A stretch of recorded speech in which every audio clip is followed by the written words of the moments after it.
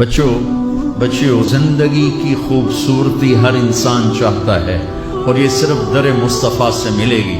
ایک اچھا بیٹا، پہلی شکل ہے اچھا بیٹا، اور میرا نبی کہہ رہا ہے کاش میرے ماں باپ زندہ ہوتے، اور نہیں تو میری ماں زندہ ہوتی تو تم دیکھتے میں کیا کرتا۔ میں عشاء کی نماز کے مصلی پہ ہوتا اور میں سورۃ فاتحہ پڑھ رہا ہوتا، اور ادھر سے میرے گھر سے میری ماں مجھے کہتی محمد، تو میں ماں کے لیے نماز توڑ دیتا۔ میں ماں کے لیے نماز توڑ دیتا۔ اور میرے نبی سے پوچھا گیا یا رسول اللہ قیامت کب آئے گی؟ یہ بچیاں غور سے سنیں، سارے سنو پر یہ خاص طور سے سنیں۔ آپ نے کہا اللہ کو پتہ ہے۔ کہ یا رسول اللہ کوئی نشانی بتا دیں۔ تو آپ نے کہا جب بیٹیاں بھی ماؤں کو ذلیل کریں گی تو قیامت آئے گی۔ جب بیٹیاں بھی ماؤں کو ذلیل کریں گی تو قیامت ان تلد الامۃ ربتہا۔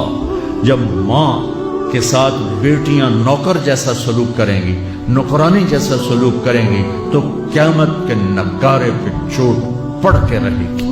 یہ نہیں کہا جب کفر پھیل جائے اور جب اسلام مٹ جائے گا، اس حالانکہ قیامت اس وقت آئے گی جب دنیا میں ایک مسلمان باقی نہیں رہے گا۔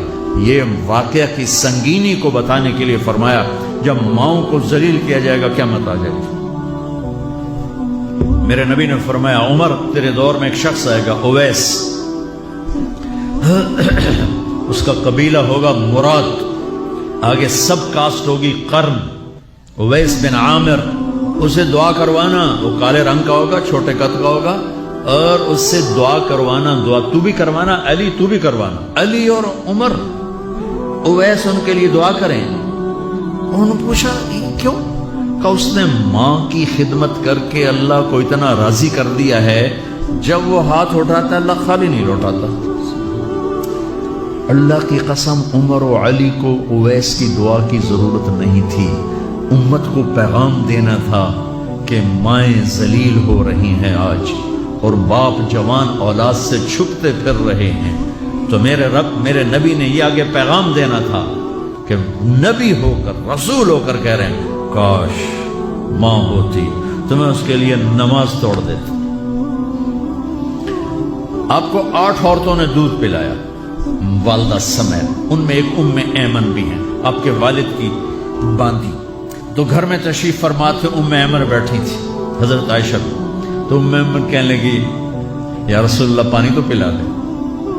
تو اللہ کے نبی ایک دم اٹھے تو حضرت عائشہ ناراض ہو گئی، ام ایمن اللہ کا رسول کو کہتی پانی پلا، تو اور کیوں نہ کہوں میرا بیٹا ہے، میں نے دودھ پلایا۔ تو حضرت میرے نبی نے کہا ہاں ہاں عائشہ یہ میری ماں ہے، اس کا میں نے دودھ پیا ہے۔ آپ اٹھے، گھڑے میں سے پانی بھر کے یوں دونوں ہاتھوں سے حضرت ام ایمن کو پیش کیا جو حبشی باندھی تھی۔